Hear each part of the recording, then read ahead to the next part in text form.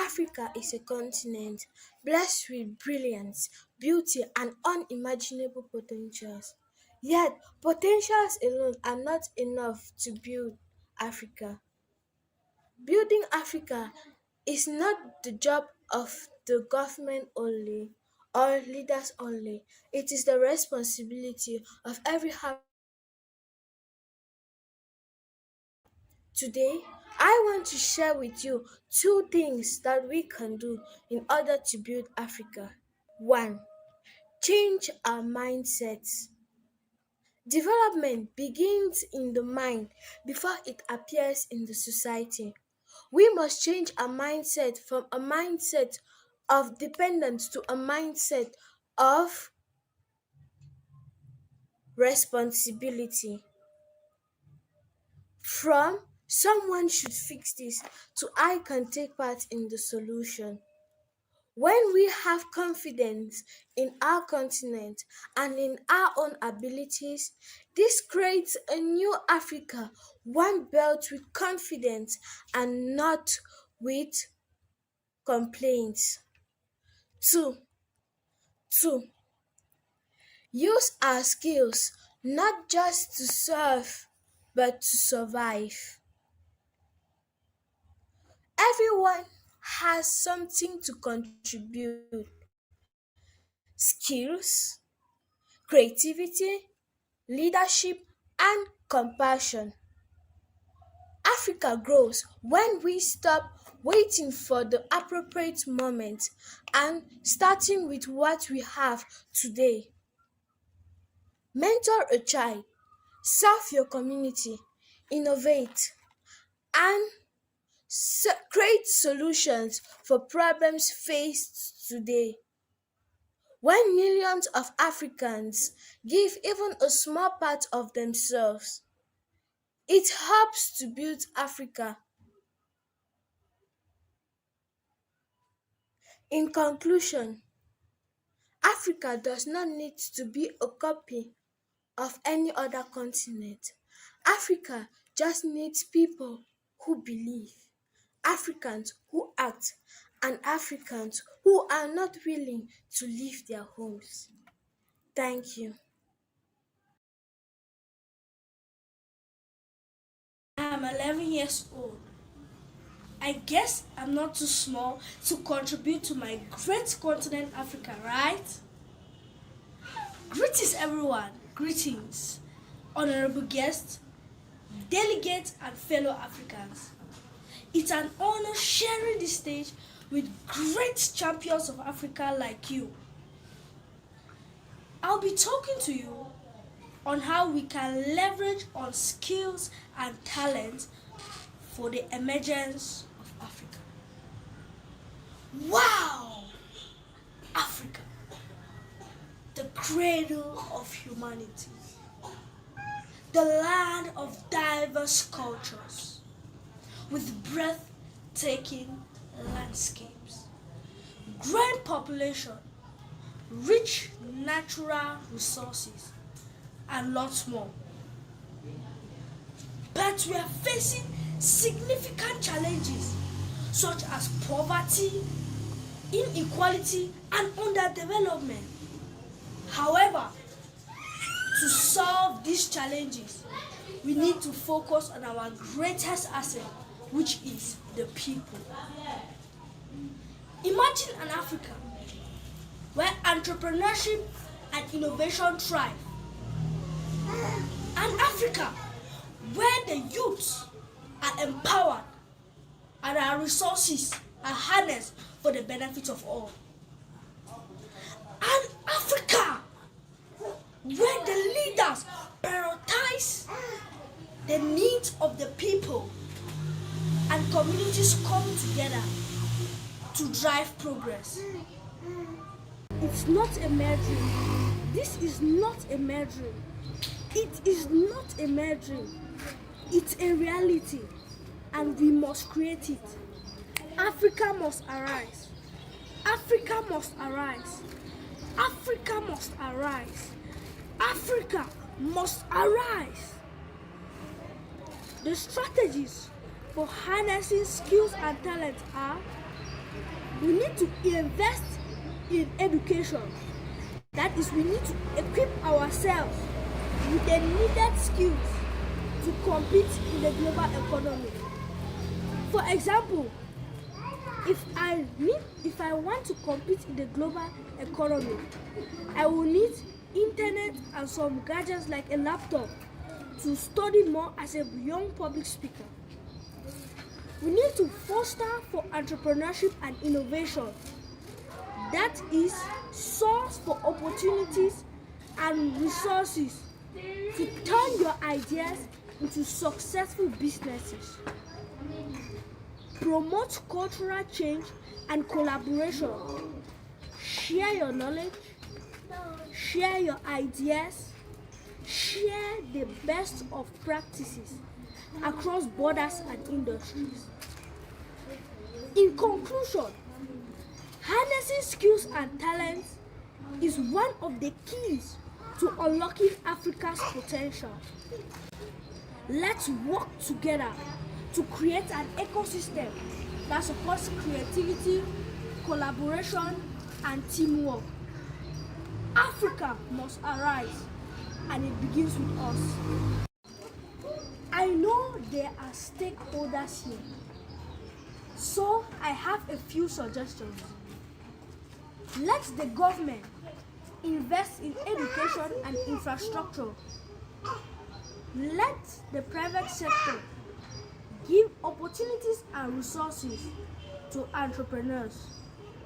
And you who are listening, develop your skills and share your talents.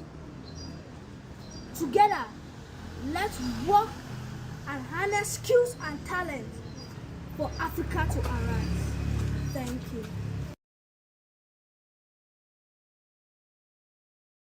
Dear young people, permit me appear the way I am in these colors, because all this while we have been talking about gender-based violence, and this color is what is helping us remind ourselves of all what it takes to combat this cankerworm. I urge you all to join the rest of the world to stamp out in your own little ways this ill that is first destroying our society and making some of us become more like beasts. That aside, I want to talk to you people about Africa Must Rise. I want to thank Mr. Oliver Chom, a wonderful coach, a wonderful mentor, for coming up with this initiative to hold our hands and for us to hold each other's hand, for us to journey towards a different Africa, towards an Africa where everyone will know, will believe, will feel that they are each other's keeper, towards an Africa where the rest of the world will turn to look at, to tap instead, to tap knowledge from them, to tap wisdom from them, to tap growth from them. Because the wheel of time keeps turning and we do not know when, how all of that will come our way. So I will be talking to us all about being an asset to oneself and to others. And to do that, we must begin by finding out what an asset is. Before we call something an asset, we know an asset is something that has value, that has some use, that is very important, something that has meaning, that has weight. And how can you become that meaningful something to yourself before becoming that to the next person? You cannot become an asset to somebody if you are not an asset to your own self. How do we become that? By asking ourselves these questions. Where was I yesterday? Where were you yesterday? Where were we yesterday? Where am I today? Where are you today? Where are we today? Where am I going to today? Where are you going to today? Where are we going to?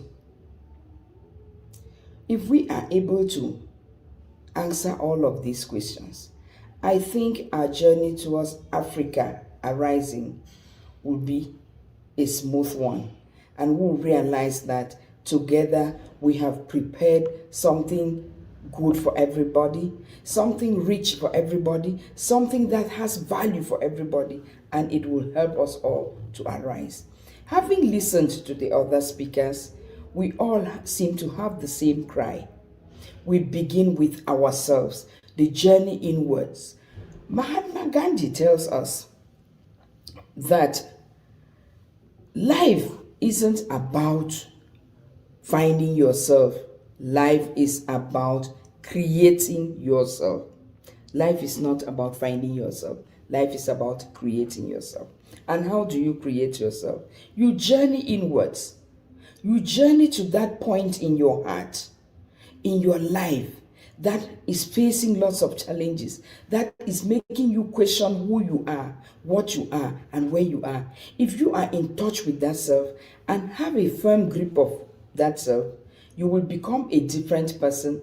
And by becoming that different person, the person next to you will definitely benefit from that. And you can imagine, I always talk of the ripple effect. Because if we do not walk that way, if we do not look at things that way, if we do not think that we need to go into ourselves first and begin from there, build ourselves very well, make ourselves important, make ourselves valuable, we will not be able to make others important, we will not be able to make others valuable. Investing in ourselves is the best investment we can ever make. That is what Robin Sharma tells us in his book, The Leader Without a Title. That when you invest in yourself, that is the best thing you can ever do. You cannot go investing into your neighbor. You cannot go investing into your community when you are empty.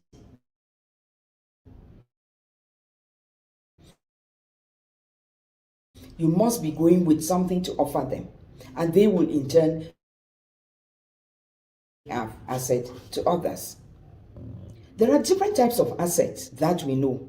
We have our financial assets, our tangible assets, our intangible assets, our personal assets. When we talk of financial assets, the economists, they will tell us more. Our houses, our money, our investments we have. Our intangible assets will be our skills, our talents. Nobody can touch them, but they are our assets. And that is where I would try to have a bit more.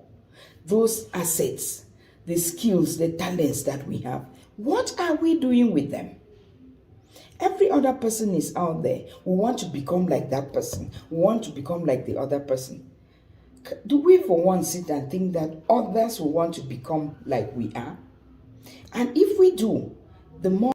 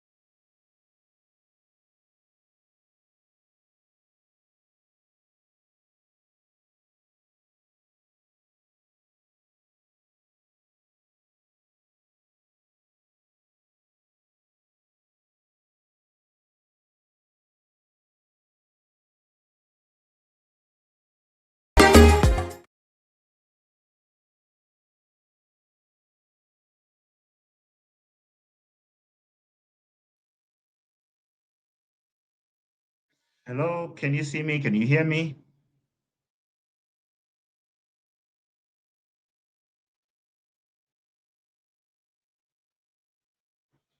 Hello, can I be seen? Can I be heard?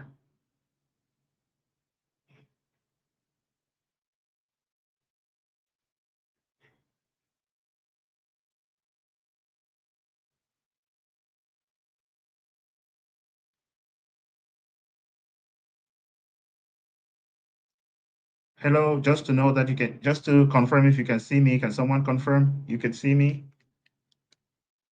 Can someone confirm you can see me and hear me clearly?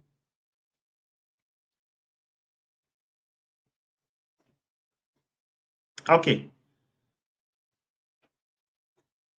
thank you very much, Emma, and thank you very much to the team, the organization team, or the organizing team for having me in this session. And I want to say hello to everyone that is listening and that is joined, that is watching. We're talking about Africa must rise. Africa must rise.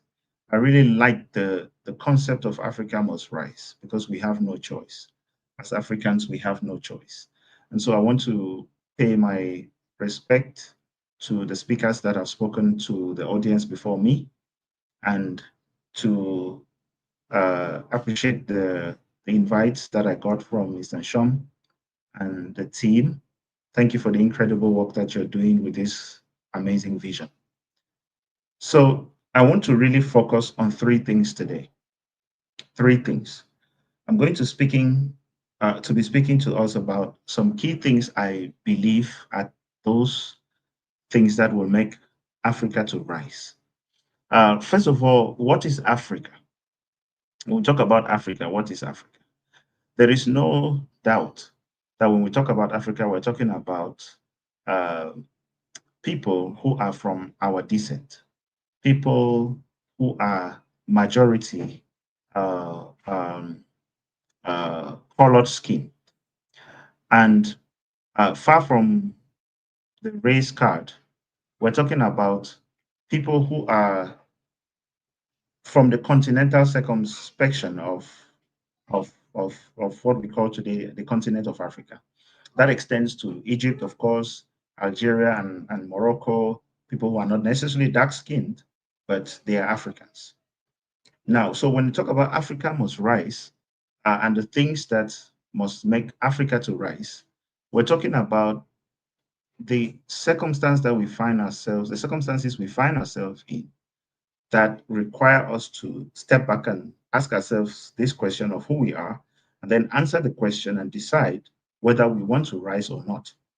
I think I will drive back to the colonial period where um, there was a very, very conspicuous, you know, um, effort to make sure that the continent of Africa is specifically the place where, because there are minerals and so on, though, and there's labor, the people from here can be taken over to slavery, and then the minerals can be gotten, and this place can be the farmland for plantations, for cocoa, for coffee, and all of those other raw materials. Recently, we have deals that are being made whereby these deals are being made, and you find that instead of probably looking at why people are killing people or why people are fighting each other, as in the principle of unity, the principle of non-violence, the principle of sorting out our issues amicably and living together peacefully as Africans, you find that in that deal, peace deal, you see that there is need.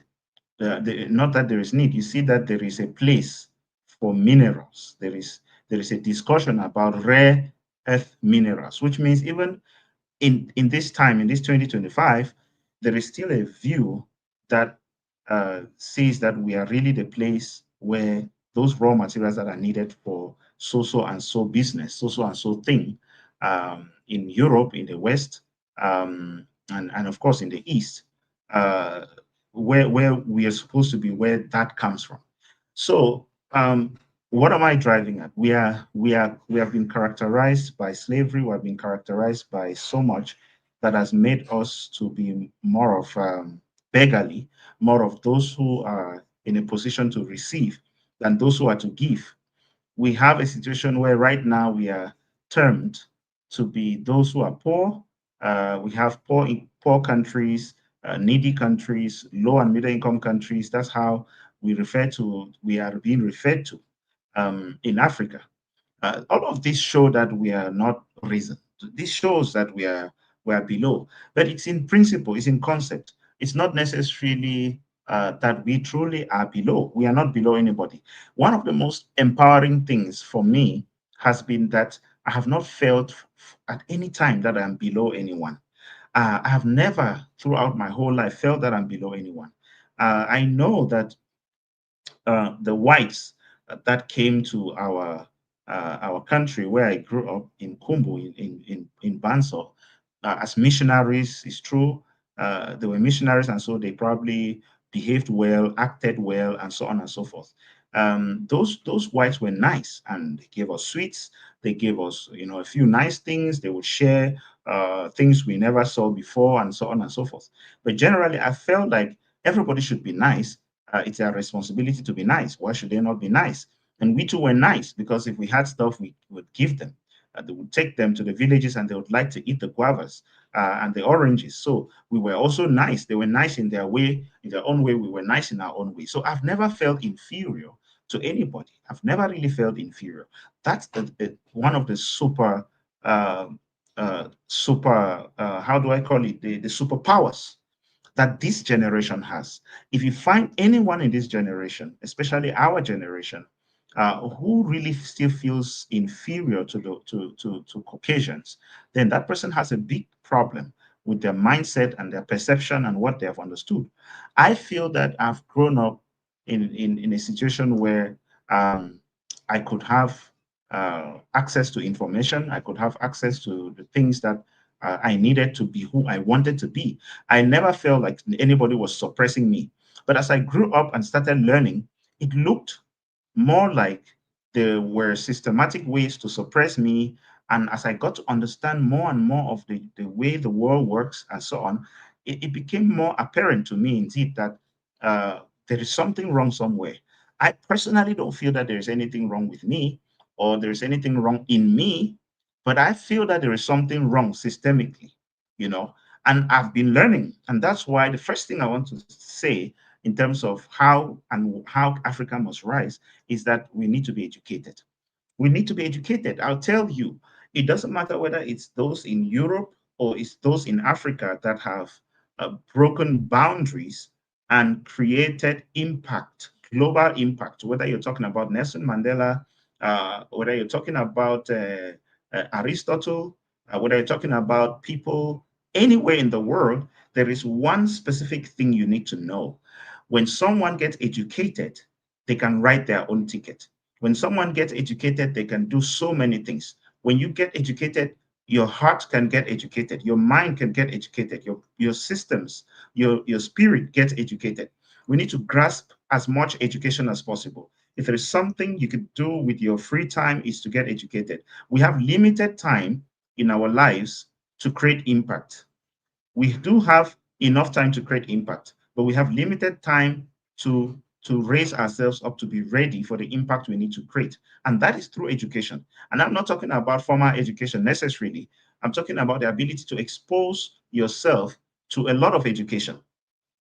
Nelson Mandela was the first to get a degree in his family and essentially around the entire tribe.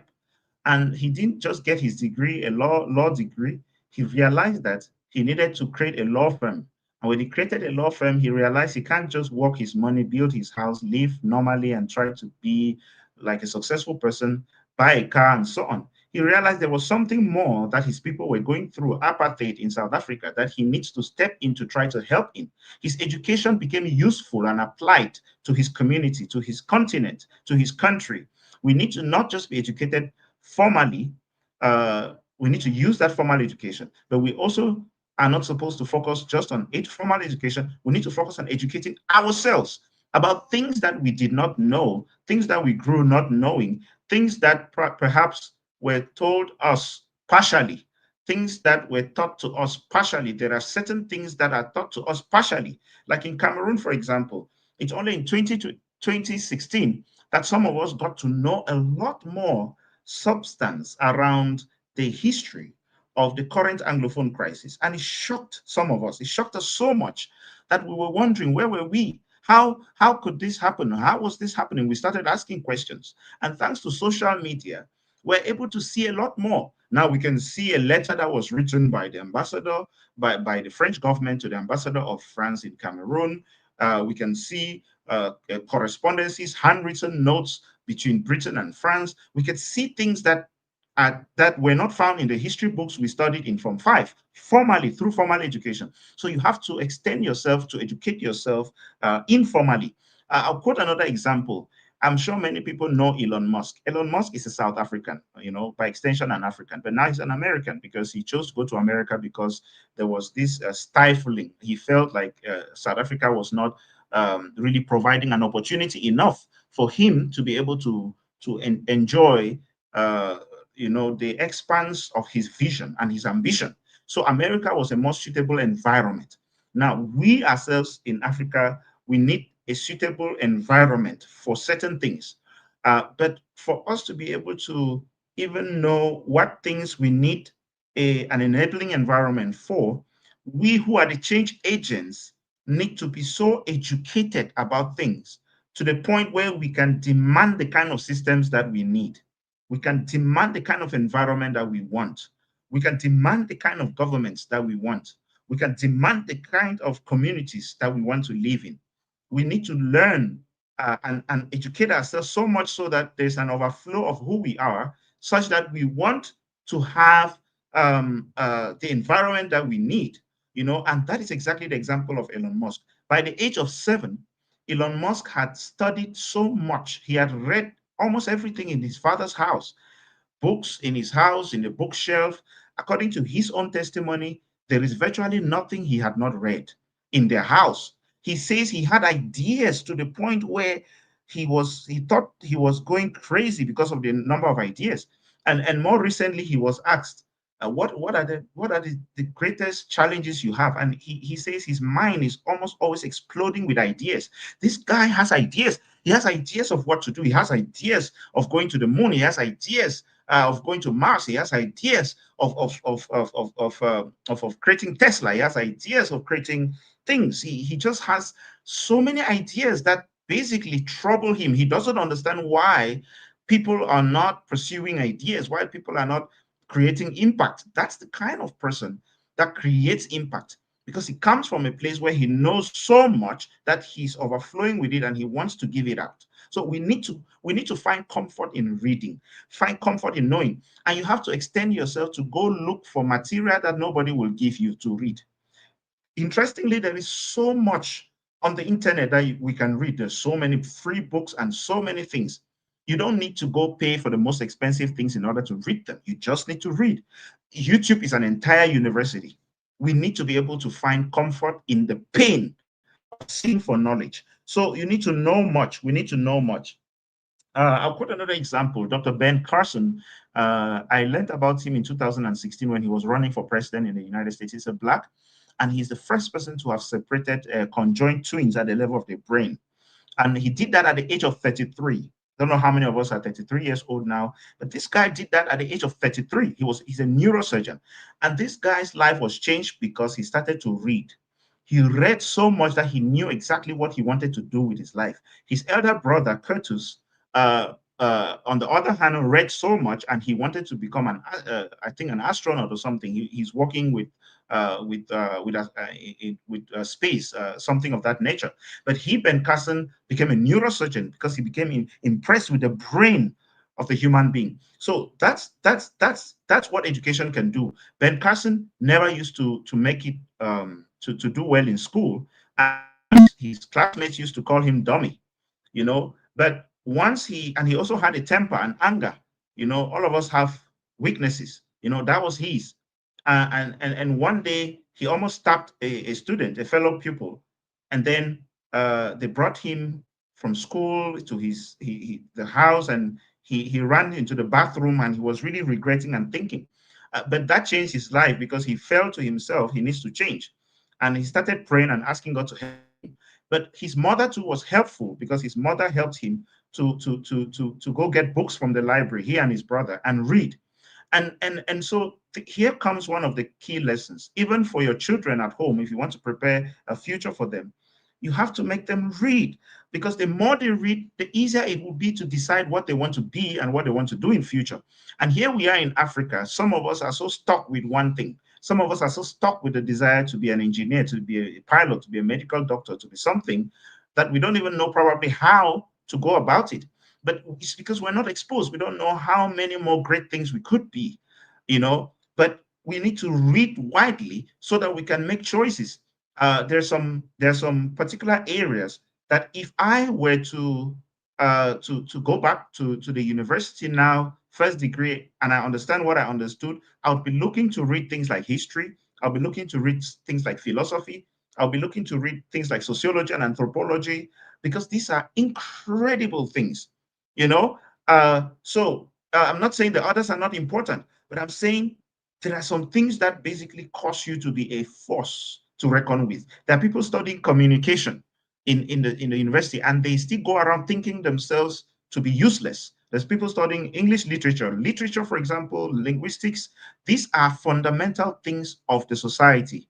You cannot learn the culture of a people, the identity of a people, without their language. There are phenomenal things within the space of the language of our African continent and our cultures. And there are incredible things to know, to believe, to understand. And you see, those who study linguistics are so exposed to the incredible knowledge that is based in our culture, and that can revolutionize us, that can transform us. So, in general, we need to learn, you need to read as much as possible, so that when we want to create impact, we are essentially asking the right questions and getting the right answers that are going to make us to move ahead from where we are now in Africa. We are so far backward, so low, that we need individuals who are going to really, really, really be able to read. The second thing we need to do, apart from educating ourselves very powerfully, maybe before I go to this, I'll say this. College means a collection of books. So if you say you're going to college, you're going to read a collection of books. The only difference is that there's some lecturer trying to encourage you so that you can be able to study those books easily. But you can take up things and read by yourself, and you are educated. So that's it about education. The second thing is action. And I'll say this. I learned that the word satisfaction, which so many of us are looking for, even as Africans, we fly abroad, we do this, we do that because we want to look for fulfillment, for satisfaction. We want to be happy, we want to grow. Satisfaction comes from two words, satis and action. Satis means enough, and satisfaction, therefore, can be looked at as enough action. There is no point knowing so much that you're not doing anything about it. It's not what you know that matters. It's what you do with what you know. It's the application of that knowledge. So it doesn't matter what you are, what you've studied, what are you doing with it. You need to be able to form yourself into a force to reckon with respect to what you are using, what you know to do. You have to use what you know and do something with it. If you're not using what you know to do something with it, if you don't find yourself in a career where it's a translation of what you know and what you do, you are mistaken, you are miserable, you are not going to be happy. Not going to live a meaningful life. You're not going to be satisfied. You're not going to be a happy person. You're not going to be adding value to yourself or to the community. That's how we have to look at action. So it's not enough to know. We have to know so much, yes, but we have to select from what we know and act on it. We need to act on it. There is so much that we know. We're not acting on it. And we need to act on what we know. The last thing we need to do to rise in Africa is patriotism. Patriotism. We need to be able to understand what patriotism really is. You know, imagine that you were Adam, born from the soil. How precious will the soil from where God took you and formed you into Adam? How precious would that soil be to you? We are the soil. We need to connect to our roots. We come from somewhere. Our parents make it significant by taking our navels and burying it somewhere. There's some of us that hate our own places where we come from to the core. We hate our places where we come from to the point where we travel, we go out, we leave those places, and we never, ever think of coming back. I'm not talking about country at the level of the country. Let's go back to the village where you come from. Do you ever feel that that is something so important? Now, but let's expand it to the country. I mean, I'm from Cameroon, so I understand the context. Right now, we don't even know which one is truly our country. I have a national identity card of Cameroon, but there's a conflict in my country that is about identity that constantly threatens if you call yourself a Cameroonian. There's a serious conflict in my context that constantly makes it very difficult. You can basically stand or sit in some places and confess yourself not to be from one country, but to be from another country. And the challenge is so huge and it's buried in identity. Ladies and gentlemen, when you go to America, when you look at videos from America, you see the way they prioritize their country. You see the way they salute their flag. You see the way they die for their flag. They have a song that talks about how people died while hosting their flag. They talk about the patriotism that they have. In America, when you are becoming a citizen, especially if you come from another country, there's something called a pledge of allegiance. You take the pledge of allegiance. Currently, there is a bill being introduced in the U.S. House of Congress where somebody is saying US has to stop dual nationality so that if you are an American, you are an American. You can't be an American and have another citizenship. Right now, the Trump agenda, which is the American foreign policy, is America first. Anything that is done anywhere in the world that does not make America safer, America better, America stronger, America happier, America more prosperous, America more secure is not acceptable to America. It's not acceptable to Americans. They don't take that. Even those who sit here and are expecting to get grants, for example, from America, you write proposals and there's no way that proposal shows how America will be safer and better, more prosperous. My question to us is, what about Africa? What about your own country? How are you going to make your own country more prosperous, more secure, better? We are so far, and I'm afraid that this generation is falling into the trap of being a generation that is looking at opportunities pass by, being a generation that has no lever to create the impact it needs to create for itself, a generation that is moving at a snail pace, at a pace that is dictated not by us ourselves in terms of who we want to be and how we want to be in Africa, but a generation that is moving dictated by the pace of some other person who has their own country, who is passionate, so passionate about how much they want their country to be better, safer, bigger, higher, larger, and so on, more secure, more protected. But ours is more open, more ready for exploit. Our own countries are more open to brain drain, and so on. We escape to go quickly and get jobs and get opportunities that are better so we could probably come back to save our country or probably send money back home and so on. But we need to find a way. We need to find a way to balance it up. And the last thing I'll say is one of the differences we need to make is we need to not be haters against other continents. For Africa to rise, we must rise with a difference. We need to be those who make the difference. If we were treated badly, we don't need to necessarily treat others badly. We can rise without treating others badly. The other thing I'll say in line with patriotism is we need to be capable. We need to be capable of finding a way to coordinate ourselves in Africa. Africa is not coordinated. The other time we learned that the African Union was built by the Chinese, and in the course of building it, they installed secret cameras and recording and audio recordings. I don't know how true that is, but that was something that was alleged. I'm not sure how true that is, but that's a very serious issue. That means any discussion discussed in the African Union is listened to by the Chinese. And you know, China is an entire continent. At some point, we, even in Cameroon, were supporting China, but right now, China is the one giving us loans. What's wrong with us? So we need to find a way. Patriotism means that you can die for your country. You can go back to the soil of your country through death.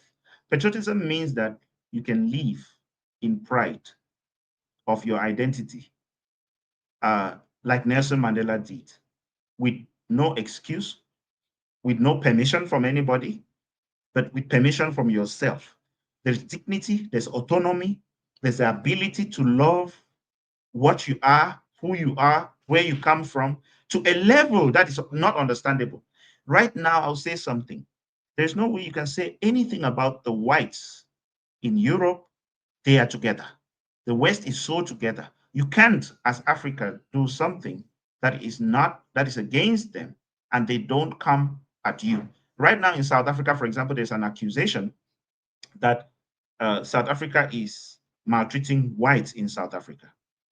And that has led to President Trump basically saying the South Africa is not going to be invited to the G20 summit that will be hosted in 2026 in America. South Africa denies those allegations, and they claim that there is no maltreatment of whites. Now, I'm not a South African. I don't know what's really going on there. I haven't done, too much research about it, but this is what's going on. And my point would be, we don't need to maltreat whites. But at the same time, whites don't need to maltreat us, whether it's in South Africa or in anywhere in Africa. Even abroad. When I go abroad, I'm really free. I'm okay. I have friends that are whites. I have many people that are whites. I don't have plans against them. In fact, there are so many whites that fought against slavery. So it should not be a matter of racism. But I want to tell you clearly, there are still some people who are badly against Africa. They are bent on making sure Africa is the place where we produce and it is consumed elsewhere. There is so much that is going on. So much that when you learn about, you can become depressed.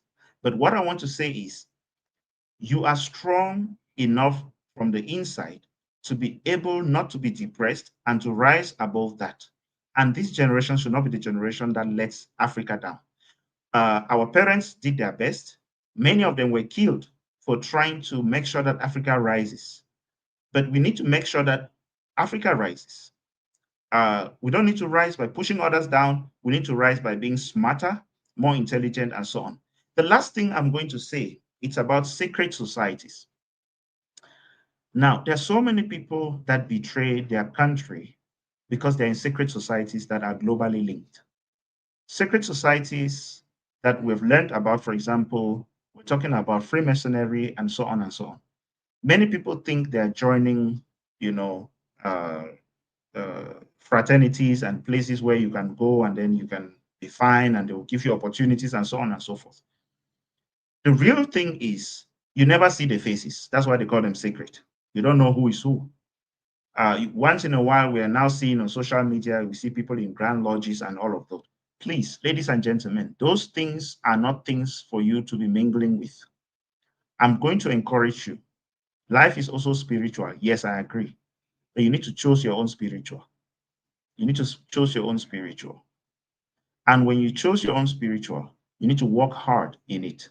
But I'm saying here that for Africa to rise, we need to know exactly what is going on within the realm of some of these societies that are essentially the controllers of what happens to our governments, of what happens to our countries, what happens to international institutions that are supposed to intervene for us in many things, but they don't because of the different interests that are buried not just behind politics, but also behind those societies.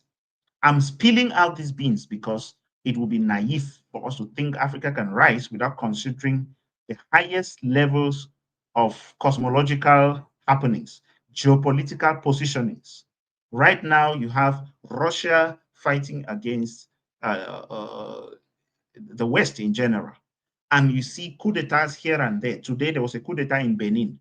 There are some coup d'etats that seem to be genuinely some maybe army officials trying to, get angry about the fact that their country is being ripped off through their legitimate leaders. But there are some coup d'etats that are purely made up, where there's an internal arrangement for a coup d'etat to happen so that it could look as if it's also a coup d'etat.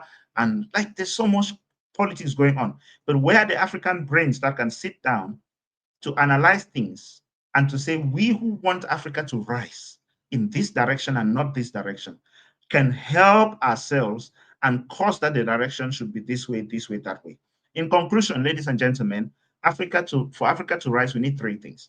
We need to educate ourselves very massively. That's the first point I gave. The civil society has a very strong role in this to keep on educating. Like what we're doing today, the information I've released today is educative.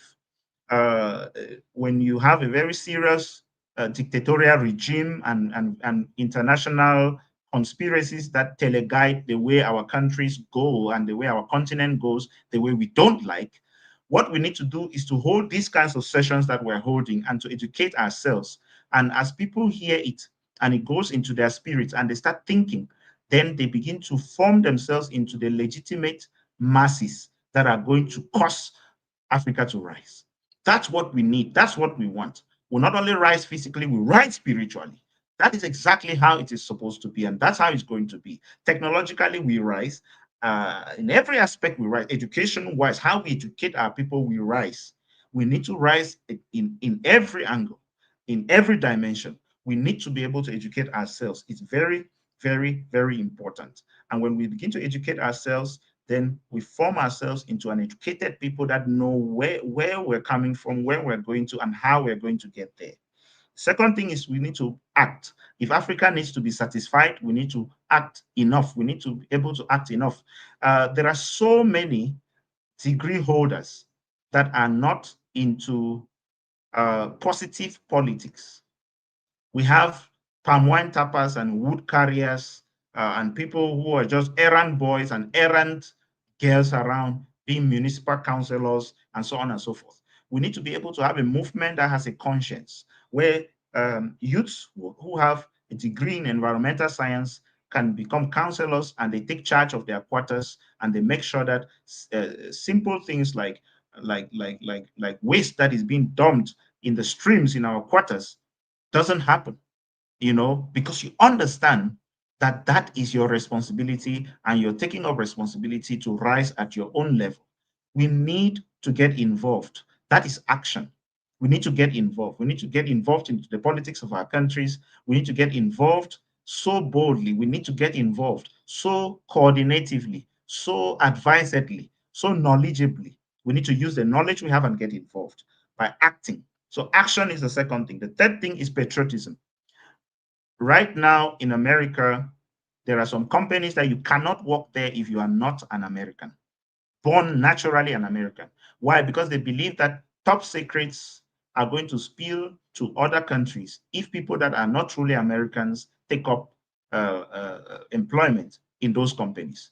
Have we reached those stages where we really believe that we have some intelligence, some secrets in the continent that must not be spilled out? And we put policies and we ourselves put in place conditions to ourselves. And if anybody violates them, that is espionage. That is treason. Do we have the ability to think about this? Because it starts from being able to think it before we can be able to implement it. And that is from patriotism. For someone to choose to die without spilling information, it's because they are patriotic.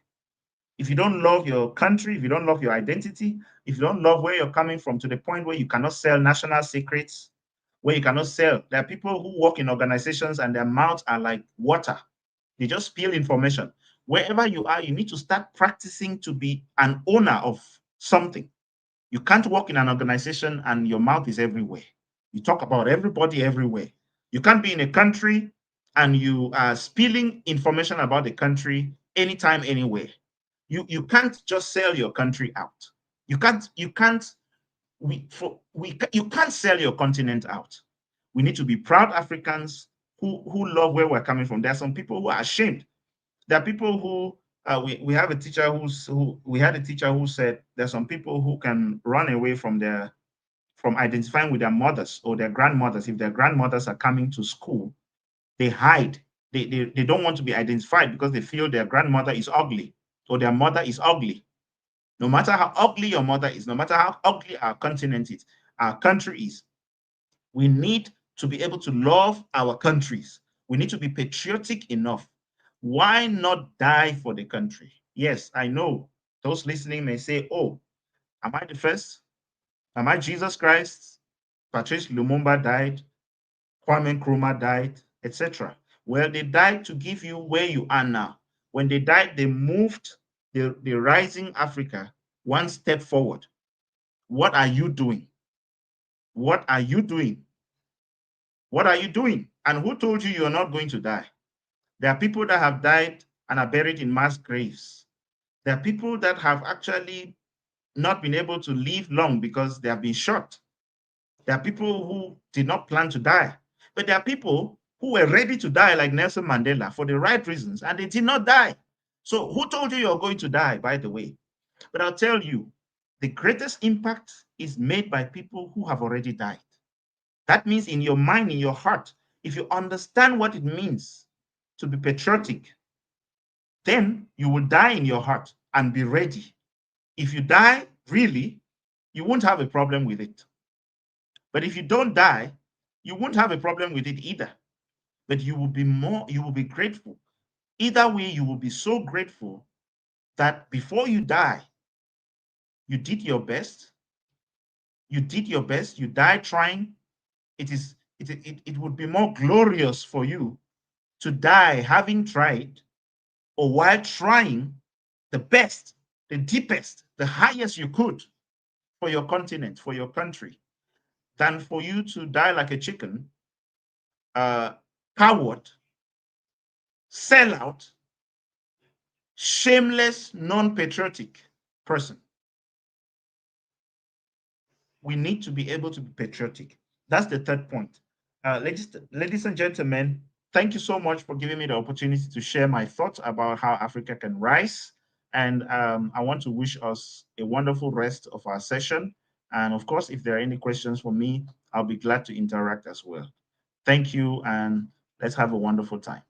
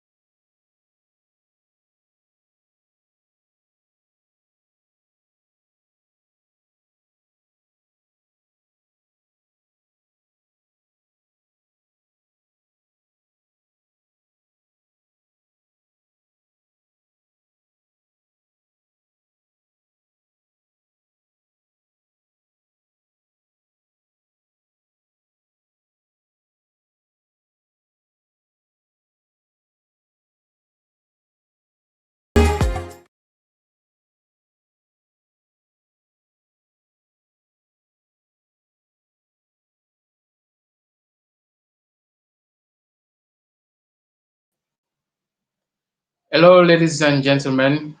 Welcome to this presentation. Today, I'll be sharing with you on the fact that if Africa must rise again, a new health system must rise based on plants over pills. I want to take this opportunity to thank Oliver Shom for giving me the chance to be a speaker at this event. My name is Dr. Nsala Power. I am a medical doctor and a holistic natural healer. I help people who specifically hate the idea of taking medication every single day for the rest of their lives to heal and to recover their health naturally using real food as medicine and the body as a therapist. If Africa must rise with its own systems. Africa cannot rise on the systems of other people, on the systems of other empires. Africa has to rise with its own system. And when it comes to health, Africa excels in a system based on plants over pills. I've had a great experience helping hundreds of people using food as medicine to restore their health. People with high blood pressure, with diabetes, with heart disease, with chronic joint disease, and many other chronic illnesses, they have been able to restore their health naturally, quit long-term medications, and live a healthy life using just plants, real food as medicine, and giving their bodies the chance to heal. So in the course of this presentation, I'm going to share with you my Africa story, and I'm also going to share with you my Africa strategy. So I'd like to start with this quote that I always share with my clients. Every client of mine knows this quote. Let your food be your medicine and let your body be your therapist. Let your food be your medicine and let your body be your therapist. When it comes to plants, there are two major things that plants do. Plants are used as food. Plants are used as traditional medicine. And when it comes to plants over pills, we are saying that you have to start from plants as food. And that food has a potential to be transformed into medicine such that the body can be able to restore itself. If Africa must rise, we have to rise in a community of healthy individuals.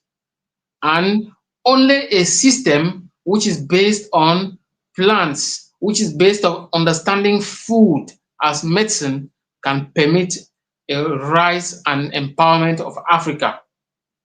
When it comes to plants, they have two major qualities that make them so special and above every form of pill. Plants are water rich and they are fiber rich.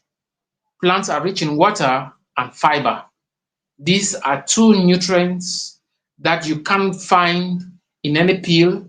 These are two nutrients that you will not find in processed foods, you will not find in animal products, you will not find in other things presented as medicine. When it comes to healing, the body uses water and fiber as its major building blocks, its major raw materials when it comes to healing. And that is why once we understand that this is exactly what the body needs, will be able to build a health system where plants will predominate over pills. Now, when we talk about plants over pills, we do not mean that pills are going to be eliminated. Medications are necessary, but medications and pills have to take a second place to pills. When it comes, medications have to take a second place to food when it comes to long-term maintenance of health. Being a medical doctor, I was frustrated watching my patients go year after year, medication after medication, side effect after side effect, and never were they told that healing was possible. And this particularly struck me the most when I had to watch my own mother go through over 80 years of disease and suffering, eventually passing away. She went from medication to medication, from hospital to hospital, from complication to complication, and it got me asking the question, is this the health system that God designed for humanity? Is it the health system that our forefathers, our grandparents in Africa, is this what they went through? And I began to understand that if Africa must change, then plants, food have to take its central role as far as restoration of health is concerned. And from there, I began to dig in and I found out that it is possible that we can reverse the system. Our forefathers, our ancestors, our great-grandparents, they were able to live, for those who lived to an old age, remained strong and healthy in their old age. And so there was something that was not matching, something that was not right because of this major problem, which is called epidemiological transition. Africa is undergoing an epidemiological transition. What does this mean? It means that the population of Africa is becoming sick and dying of diseases that are called chronic diseases. Instead of what used to happen in the past, where people would get sick and die of diseases that are short-term infectious diseases. So in the past, people mostly had infections and then they would die. But today, people will have chronic diseases like high blood pressure, take 10 years before they die. Diabetes, take 15 or 20 years before they die. Heart disease, take another 5 to 10 years before they die. Cancer, take a number of years. So there is an epidemiologic transition. People are now developing diseases that come and don't want to go. Unlike before, where somebody could have their cough and in 1 or 2 weeks, the cough is gone. Somebody could have malaria, in 3 or 4 days, the malaria is gone. Somebody could have a running stomach and in a few days, it is gone. But today, people develop diseases that come and don't go. And because of this epidemiologic transition, people are now bound to live on medication. And that is why I thought to myself that somebody like me, I don't love taking medications. The only way I can do to help others like me who do not love taking medication is to find a way out. And I succeeded to find a way out which can permit food to become medicine, which can permit a health system based on plants first over pills. And once this system is structured, people will be able to live more healthy and more strong without any challenges. So this led me to develop my Africa strategy, the strategy that Africa needs to build and develop this system, which is based on plants over pills. We recognize that we will never eliminate pills. We are in the 21st century. The world has advanced. Pills have come. We will never eliminate pills. Pills will be part of our healthcare system. But what we can do is to reposition the hierarchy, bring back plants where it belongs. We may not do that for the rest of the world, but for Africa to rise, we must put plants where they belong. As I said, to put plants where plants belong, plants have to be your first food, plants have to be your first go-to elements when it comes to health and well-being. So the first aspect to develop the system is empowerment, mental and emotional empowerment, where we have to solve the problem of ignorance and the problem of sentimentalism. Ignorance to the nature of life. A lot of Africans are ignorant about health and well-being. We swallow everything that is given to us from the West. But the system of pills over plants is a Western system. But it has always been engraved in African system that plants will predominate over pills. Plants over pills has to be understood by Africans. The ignorance of health has to be overcome. With this will require education, advocacy, and empowerment.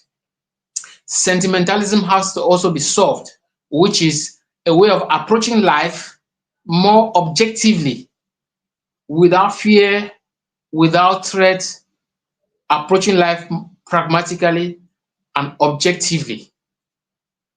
So a lot of education and empowerment has to go in for Africa to establish this system. The second aspect is the development, the personal development of personal health. That is, every individual has to be implicated, has to be involved in their own health, starting with their nutrition and their lifestyle. And so Africans need to be encouraged to adopt a nutrition that is close to nature. We have to go back to nature with our nutrition. And going back to nature with nutrition means going back to plants. The third strategy is the strategy of people over economics. People over economics. This is very important. Pills drive the economy. When we talk about medications, the pharmaceutical industry is a $1 trillion industry. So pills, medication, they drive the economy. But plants drive health and well-being. Pills and medications, they focus on treatment. Plants focus on healing. And so if Africa must establish a health system which is based on plants over pills, we have to look at the interest of people over the interest of the economy or over economics. If you focus on economics, we will never solve this equation, because plants over pills is not as profitable, as economically vibrant as pills over plants is. The pharmaceutical industry makes a lot of income on selling pills, medications, and all whatnot. And so Africa must have the courage to look for other streams of income and prioritize a healthy population, because the health of individual is the health of a nation. Once we are able to empower our people, once we are able to focus on personal health and nutrition, once we are able to focus on people instead of economics, then this system can be established.